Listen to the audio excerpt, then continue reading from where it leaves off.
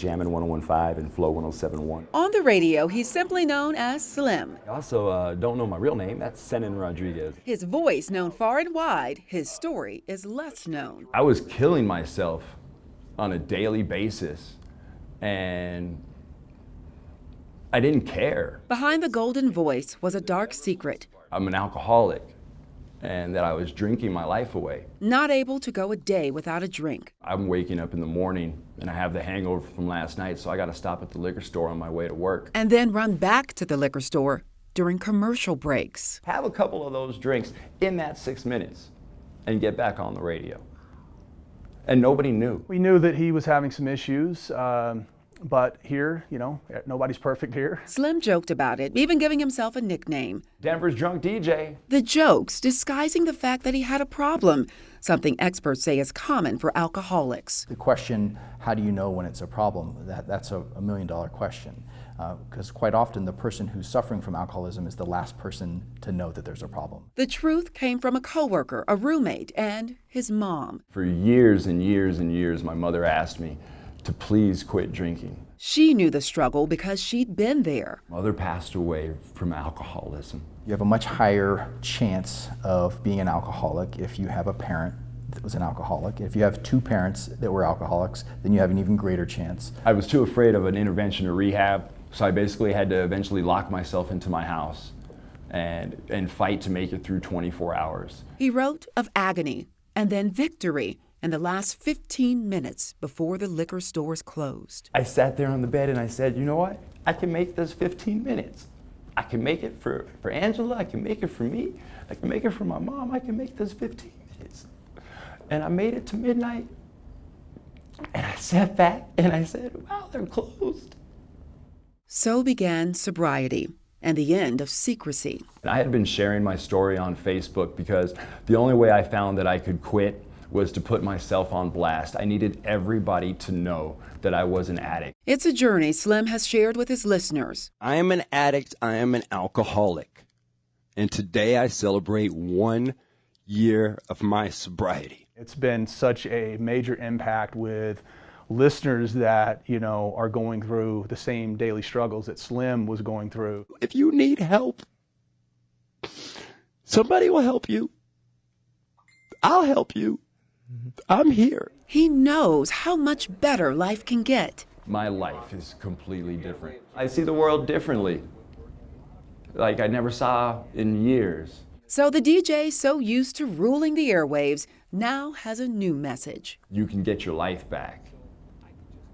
And I'm going to pass that message on to everybody now.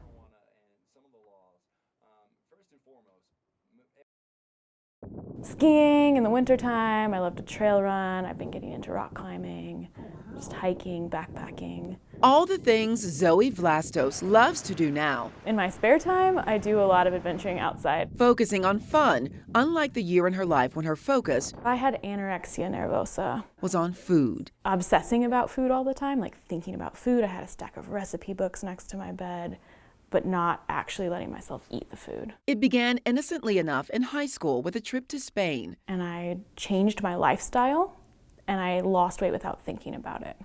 It wasn't intentional. But then came the comments and the compliments. Something in me sort of like clicked, and I noticed, oh, if I don't eat, I lose weight. And people make comments about how great I look. The phrase, "you look great," has become synonymous with "you've lost weight." And it puts pressure on people in ways that are inappropriate. Dr. Jennifer Galdiani treats people across the country who struggle with eating disorders. She knows how serious of an issue it is for women and men. Eating disorders are a major health problem in this country. Anorexia nervosa, few people know, carries the highest death rate of any mental illness. Yes, mental illness, not physical. Anorexia affected the way Zoe thought. I truly did not believe I had a problem. Even when it came to recovery. I thought I could do it by myself. Just like, I'm gonna journal a lot, and I'm gonna focus a lot, and I'm gonna be fine. Turns out the answer wasn't in isolation, but in support at places like the Eating Disorder Foundation. I went to the first support group, and it was terrifying, absolutely terrifying, and it felt so good. I cried on the way home because I felt like I was taking care of myself. We're really fortunate to live in Colorado because we have brilliant resources here. The first step is to seek an evaluation by somebody who's an eating disorder expert. Zoe added therapy and started to see a change. I was in therapy for that whole summer. I saw a nutritionist, which was amazing, to have someone help me rethink what is actually healthy for my body. A body that didn't even know how to feel hungry anymore. I remember celebrating the day when I felt hungry for the first time again and felt full. One can get fully better from an eating disorder, but I will say it can take a long time. For me, I've come to a place where I feel fully recovered. And at the same time, that means that I will always be in recovery. Zoe now focuses on helping others who are going through what she went through. It's a struggle she wouldn't change. I've come to a place where I'm really grateful for my eating disorder. I'm really grateful for the process it's taken me through and for the continued development and growth that I'm finding every day because I'm a woman who's recovered.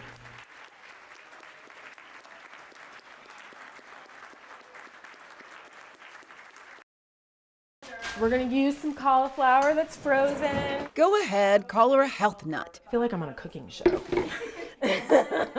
Dana Knowles is adamant about only putting good things in her body. There's a connection between your gut and your brain. Food, after all, is medicine. For me, it's brain healing. But nothing like the medicine she used to take. They don't tell you that it's highly addictive. It began when Dana had to have surgery. I got a prescription for Percocet the first time, and I was just like, whoa. It eased her pain and helped this wife and mom of 3 feel like she could do it all. The addiction literally, it gave me literal energy to do these things and to feel like I was doing them right. There are some people who it's this warm feeling or it's this wonderful feeling that they just love. And so it speaks to some of the genetic vulnerability we see for people who develop an addiction. Dana wasn't prepared for what her first opiate prescription would do. Neither was Blair Hubbard, who got her first prescription when she was just 18. I had a surgery to get my wisdom teeth pulled and was prescribed opiates. I realized quickly that I really liked them. She sought out more, and then when that wasn't enough, heroin. Within the first week of using heroin, I lost my finger. Really, she lost everything. Blair was homeless and hooked for 7 years. You feel so defeated when you are caught in the cycle of an addiction, and it's rough. A near-death experience I got sepsis. connected her with doctors who got her into treatment. I had no income at all, and I had no insurance, and the only thing that I was able to get was Medicaid. The same struggle she sees patients face at the UC Health Center for Dependency, Addiction, and Rehabilitation. I'm so grateful to be here. Blair is now a counselor. I think that's where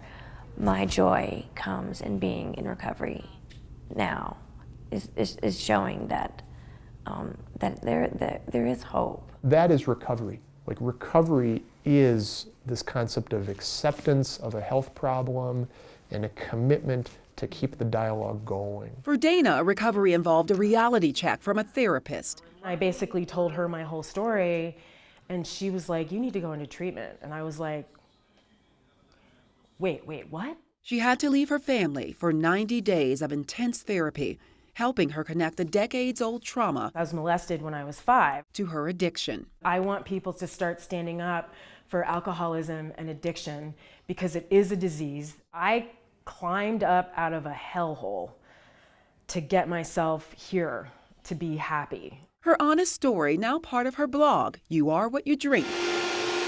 I get passionate about my smoothies. What's up with that? Sharing a healthy lifestyle to help others It feels good to finally be connected. and to prove there is life, a good life, on the other side of addiction. No matter how far you've fallen, you can get up and you can do it and you can change your life.